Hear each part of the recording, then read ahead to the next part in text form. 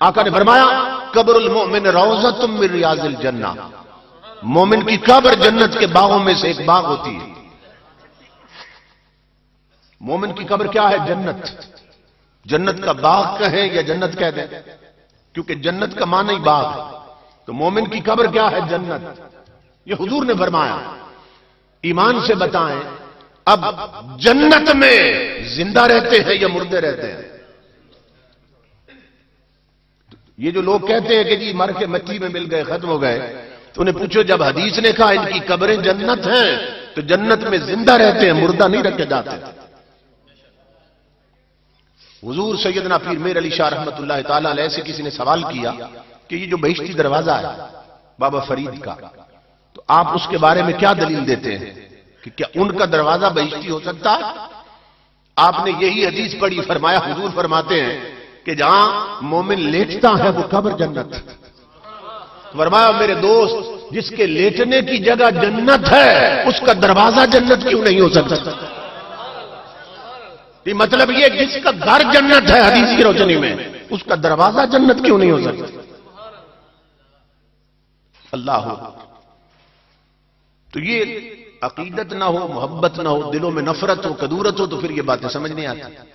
اور اگر ایمان کی حلاوت بھی نصیب ہو، روشنی بھی نصیب ہو، تو پھر انسان سمجھ سکتا ہے کہ موت کیا شے ہے۔ کچوچا شریف انڈیا میں ایک بہت مشہور آستانہ ہے، کچوچا شریف۔ وہاں کے ایک مجذوب بزرگ گزرے حضرت شاہ فتح اللہ اشرفی رحمت اللہ تعالی علیہ، یہ منگل کے دن فوت ہوئے تھے۔ بہت سے مرید جنازہ اٹھا کے بازار سے گزرنا تھا، لے جا رہے تھے، ایک ہندو عورت دکان پہ بیٹھی تھی، اس نے ایک مسلمان کو روکا، کہنے لگی یہ کس کا جنازہ ہے؟ وہ زے کو جیم بولتے ہیں، کہنے لگی یہ کس کا جنازہ ہے؟ انہوں نے کہا ہمارے بزرگ اللہ کے ولی حضرت شاہ فتح اللہ اشرفی کا جنازہ ہے۔ وہ کہنے لگی یہ بزرگ تھے؟ کہا بہت بڑے بزرگ تھے۔ کہنے لگی غجب ہو گیا، غجب ہو گیا، بزرگ لوگ بھی منگل کے روز مرنا شروع ہو گئے۔ یہ منگل کا روز بھی کوئی بزرگوں کے مرنے کا روز ہے؟ بزرگ مرے جمعے کو، بزرگ مرے جمعرات کو، یہ منگل کا روز کوئی بزرگوں کے مرنے کا روز؟ ہندو عورت نے یہ بات حضرت شاہ فتح اللہ اشرفی چارپائی پہ اٹھ کے بیٹھ گئے، فرمایا بیٹی تو بتا بزرگوں کو کس روز مرنا چاہیے؟ فنا کیسی بقا کیسی جب اس کے آشنا ٹھہرے، فنا کیسی بقا کیسی جب اس کے آشنا ٹھہرے، کبھی اس گھر میں آ نکلے کبھی اس گھر میں جا ٹھہرے۔ فنا کیسی بقا کیسی، یہ زمان و مکان، ٹائم اور سپیس، یہ ساری حدیں ہمارے لیے ہیں، ان کے لیے کچھ نہیں ہے۔ حضرت جلال الدین بخاری کی مریدنی ایک مینار پہ چڑھی، جس طرح مینار پاکستان ہے، مینار پہ ایک بدماش اس کے پیچھے چڑھا، اکیلی عورت تھی، اس نے حملہ کر دیا، اس نے مینار کے اوپر سے چھلانگ لگا دی، عورت نے عزت بچانے کے لیے چھلانگ لگا دی، نیچے زمین کے قریب پہنچی، جلال الدین بخاری نے ہاتھوں پہ لے لیا اور زمین پہ کھڑا کر دی۔ اس نے آنکھیں کھولی تو اپنا شیخ سامنے تھے، کہنے لگی حضرت آپ کیسے آئے؟ فرمایا بیٹی تو آج مینارہ آمدی من از بخارا آمدے میں، تو مینارے سے چلی تھی میں بخارے سے چلا تھا۔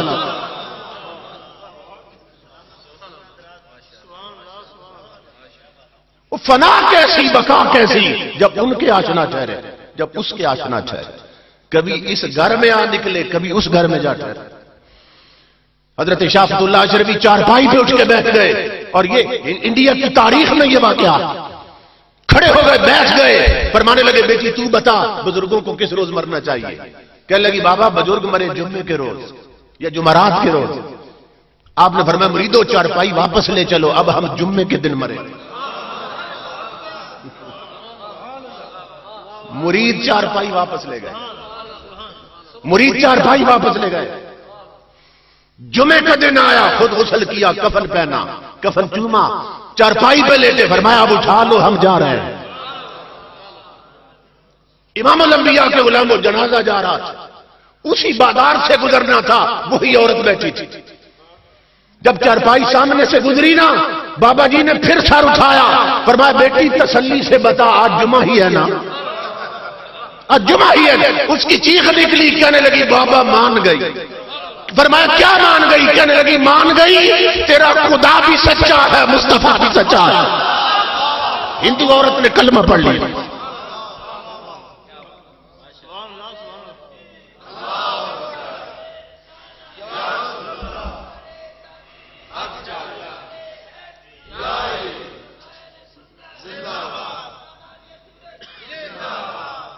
موت ان کے لیے تحفہ ہے، قبریں ان کی جنت ہیں۔ اور نقش بندیوں کے امام حضرت مجدد الافسانی فرماتے ہیں، یہ بہت بڑی بات، آپ نے فرمایا لوگوں جب میں فوت ہو جاؤں اور میری قبر کی مٹھی مٹی لے کر، میری قبر کی اگر مٹھی مٹی بھر کے کسی گنہگار کی قبر میں ڈال دی گئی، فرمایا اسے بھی جنتی بنا دیا جائے۔ یہ حضرت مجدد الافسانی کا قول ہے، جن سے بڑا مفتی کوئی نہیں، جن سے بڑا فقیہ اور شیخ الحدیث کوئی نہیں۔ فرماتے ہیں میری قبر کی مٹھی، زیادہ مٹی بھی نہیں، صرف مٹھی مٹی لے کر اگر کسی گنہگار کی قبر پر رکھ دی گئی ہے، قبر میں ڈال دی گئی، کہا اس کو بھی جنت مل جائے۔ لوگوں کو کیا خبر اللہ ان کا کتنا حیا کرتا ہے۔ کسی کو یہ بات سمجھ نہیں آ رہی تھی، کسی نے حکم بھیجا مجھے، میں نے کہا بخاری شریف میں ہے، بخاری شریف میں ہے، ایک کنجری نے، آپ نے سن رکھی ہے بات، پیاسے کتے کو پانی پلایا تو اللہ نے جنت ہی کر دیا۔ کتے کی حیثیت کیا ہے؟ ایک ادنا مخلوق ہے نجس، اس کا حیا کر کے کنجری جنتی ہو رہی ہے۔ یہاں کوئی کنجر نہیں بیٹھا، مصطفیٰ پہ درود پڑھنے والے بیٹھے، حضور کا میلاد منانے والے بیٹھے، تو وہ جو کتے کا حیا کر کے کنجری کو جنت دیتا، وہ کیا فقیر محمد کا حیا کر کے ہمیں جنت نہیں دے سکتا؟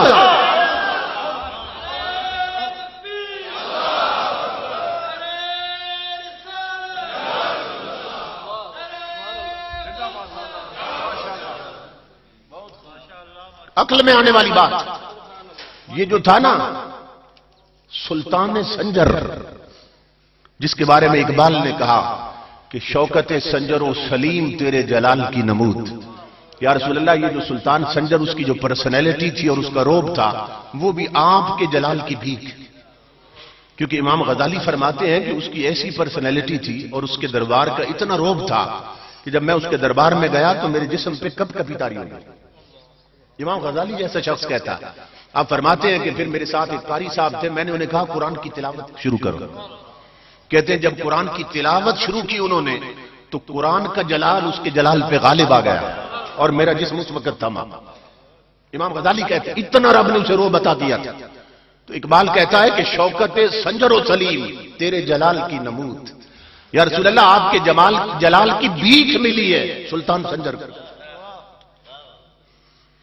تو یہ نا دمشق کے بازار میں جا رہا تھا، اس نے دیکھا، اپنے غلاموں کے ساتھ تھا، اس نے دیکھا کہ لوگ، کوئی بزرگ ہیں، دکانوں سے نکل کر، ہوٹلوں سے نکل کر پورا بازار ان کی طرف لپک رہا ہے اور ان کے ہاتھ چوم رہے ہیں۔ اس نے غلاموں سے کہا پتہ کرو یہ کون ہے۔ وہ دوڑے گئے، واپس آئے، کہنے لگے یہ اللہ کے ولی ہیں، حضرت خواجہ شریف زندانی رحمت اللہ تعالی، حاجی شریف رحمت اللہ تعالی، یہ اللہ کے ولی ہیں، دنیا اس لیے ان کے ہاتھ چوم رہی ہے۔ اس نے کہا یہ میرے رب کا یار ہے۔ سلطان سنجر نے کہا یہ میرے رب کا ولی ہے۔ کہا یہ اللہ کے بہت بڑے ولی ہیں۔ آگے بڑھا سلطان سنجر، دنیا ہاتھ چوم رہی تھی، اس نے گر کر پاؤں چوم لی۔